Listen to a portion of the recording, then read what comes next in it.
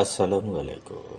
আজ 25 আগস্ট 2025 খ্রিস্টাব্দ, 10 ভাদ্র 1432 বঙ্গাব্দ, পহেলা রবিউল আউয়াল 1447 ইসরি, সোমবার। সংবাদ পাঠ করছি মনির হোসেন কামাল। প্রথমেই শুনবেন সংবাদ শিরোনাম। রোহিঙ্গা সংকট নিরসনে প্রধান উপদেষ্টার 7 প্রস্তাব। লুট হওয়া অস্ত্র উদ্ধারে পুরস্কার ঘোষণা। সর্বোচ্চ 5 লাখ টাকা। বরগুনায় নতুন করে ডেঙ্গুতে আক্রান্ত আরও 38। বিটিভির আয়োজনে নতুন করে প্রতিযোগিতা। বন্ধুকে দাওয়াত দিয়ে কুপিয়ে হত্যা। আমতলীতে পানিতে ডুবে যুবকের মৃত্যু। মাইকিংয়ে রেকর্ড করা হয় লোকবেতারে। শুনলেন সংবাদ শিরোনাম, এবার বিস্তারিত।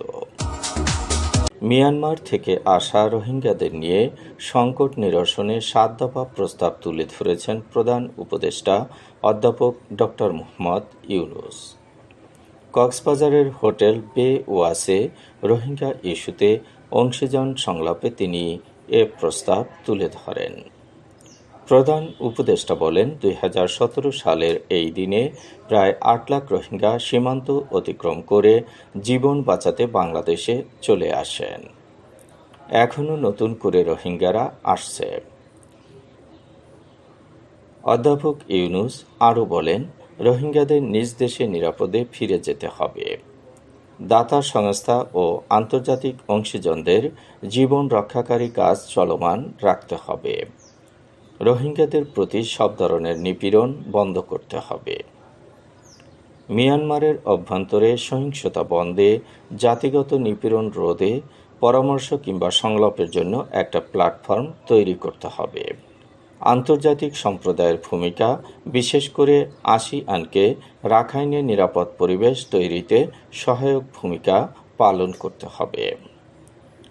আঞ্চলিক ও আন্তর্জাতিক অংশীজনদের অবশ্যই জাতিগত নিধনের বিরুদ্ধে সোচ্চার হতে হবে।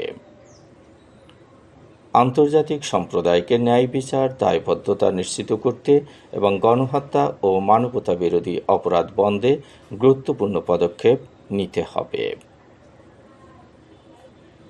আইনশৃঙ্খলা রক্ষা বাহিনীর লুট হওয়া অস্ত্র উদ্ধারে পুরস্কার ঘোষণা করেছে সরকার। এতে সর্বোচ্চ 5 লাখ টাকা পর্যন্ত পুরস্কার দেয়া হবে। সচিবালয়ে আইনশৃঙ্খলা সংক্রান্ত কোর কমিটির সভা শেষে পুরস্কার ঘোষণা করেন স্বরাষ্ট্র উপদেষ্টা লেফটেন্যান্ট জেনারেল মোহাম্মদ জাহাঙ্গীর আলম চৌধুরী। একটা শর্টগান কিংবা পিস্তল উদ্ধার করে দিতে পারলে 50,000 টাকা করে পুরস্কার দেওয়া হবে।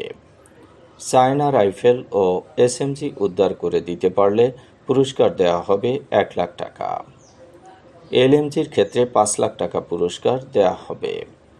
এছাড়া প্রতি রাউন্ড গুলির জন্য দেওয়া হবে 500 টাকা। এই পুরস্কার সবার ক্ষেত্রে প্রযোজ্য হবে। যারা তথ্য প্রদান করবেন তাদের পরিচয় গোপন রাখা হবে।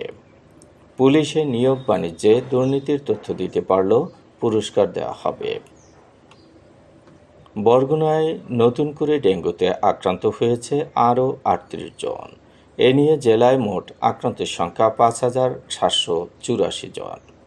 বরগুনার civil surgeon doctor Mohammad Abul Fatta জানিয়েছেন, গত 24 ঘন্টায় বরগুনা সদর উপজেলায় 20, বেতাগী 2, বামনা 4 ও পাথরঘাটায় 12 জন নতুন করে আক্রান্ত হয়েছেন। জেলায় ডেঙ্গুতে আক্রান্ত হয়ে চিকিৎসাধীন আছেন 83 জন। এদের মধ্যে বরগুনা জেনারেল হাসপাতালে 45, আমতলী 2, বেতাগী 5, বামনা 8, পাথরঘাটা 18 এবং তালতলী উপজেলা স্বাস্থ্য কমপ্লেক্সে 5 জন চিকিৎসাধীন। এখন পর্যন্ত বরগুনা সদর উপজেলায় 4,819, তালতলী 141, বামনা 235, বেতাগী 97, আমতলী 67 এবং পাথরঘাটা উপজেলায় 435 জন আক্রান্ত হয়েছেন। অন্যদিকে জেলায় ডেঙ্গুতে আক্রান্ত হয়ে মারা যাওয়া 42 জনের মধ্যে 32 জনের বাড়ি বরগুনা সদর উপজেলায়, 5 জনের বাড়ি পাথরঘাটা এবং 5 জনের বাড়ি বেতাগী উপজেলায়। বিটিভি আয়োজন করেছে নতুন কুড়ি প্রতিযোগিতা।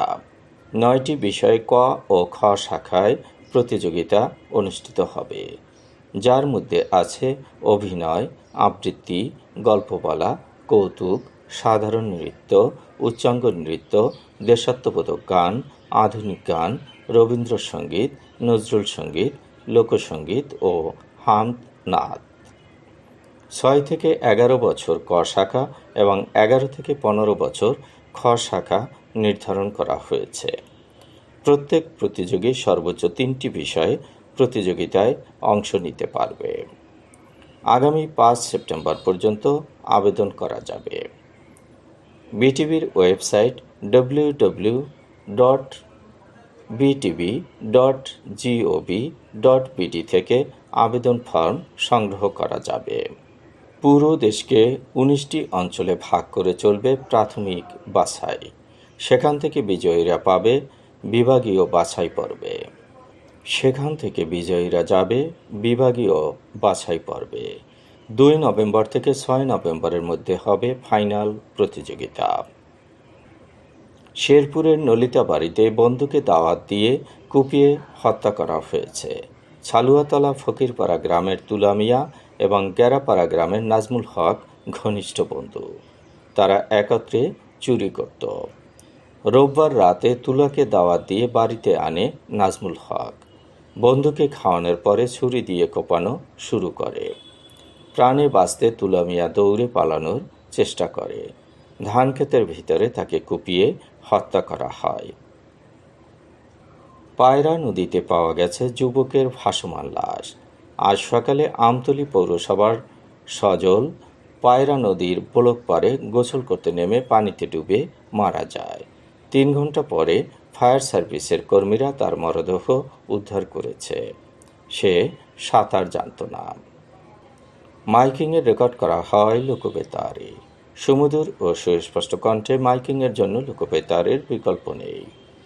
লোকবেতারের সানপ্রুফ স্টুডিওতে করা হচ্ছে গান ও নাটকের রেকর্ড। সেই সাথে লোকবেতারের নামমাত্র টাকায় প্রচার করা হচ্ছে বিজ্ঞাপন। 15 সেকেন্ডের বিজ্ঞাপন প্রচারিত হচ্ছে মাত্র 500 টাকায়। 30 সেকেন্ডের বিজ্ঞাপন 1000 টাকা, 45 সেকেন্ডের বিজ্ঞাপন 1500 টাকা আর 1 মিনিটের বিজ্ঞাপন প্রচার করা হয় মাত্র 2000 টাকায়। নির্ধারিত টাকার বিনিময়ে প্রতিদিন কমপক্ষে 5 বার করে পুরো 1 মাস বিজ্ঞাপন প্রচার করা হবে। মাইকিং ও বিজ্ঞাপনের জন্য যোগাযোগ করবেন 0-1-755-6-445 নম্বরে। এবারে শুনবেন আবহাওয়ার খবর।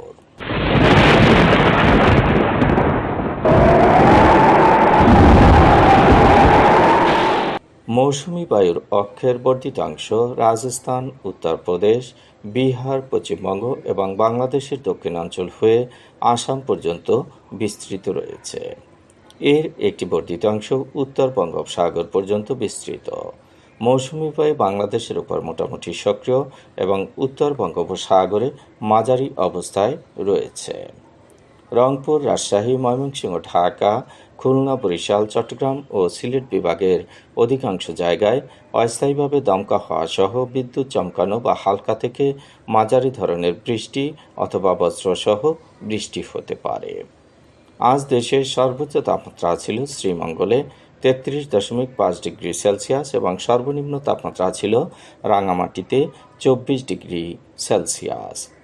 বরগুনার সর্বোচ্চ তাপমাত্রা 31 ডিগ্রি সেলসিয়াস, সর্বনিম্ন 25.4 ডিগ্রি সেলসিয়াস।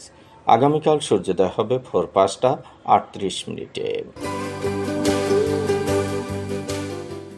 সংবাদ শেষ করার আগে শিরোনামগুলো আবার পড়ছি। রোহিঙ্গা সংকট নিরসনে প্রধান উপদেষ্টার 7 প্রস্তাব। লুট হওয়া অস্ত্র উদ্ধারে পুরস্কার ঘোষণা। সর্বোচ্চ 5 লাখ টাকা। বরগুনায় নতুন করে ডেঙ্গুতে আক্রান্ত আরও 38। বিটিভির আয়োজনে নতুন কুড়ি প্রতিযোগিতা। বন্ধুকে দাওয়াত দিয়ে কুপিয়ে হত্যা। আমতলীতে পানিতে ডুবে যুবকের মৃত্যু। মাইকিংয়ে রেকর্ড করা হয় লোকবেতারে। সংবাদ শেষ করার আগে জানিয়ে দিচ্ছি লোকবেতারে সংবাদ জানানোর মোবাইল নম্বর।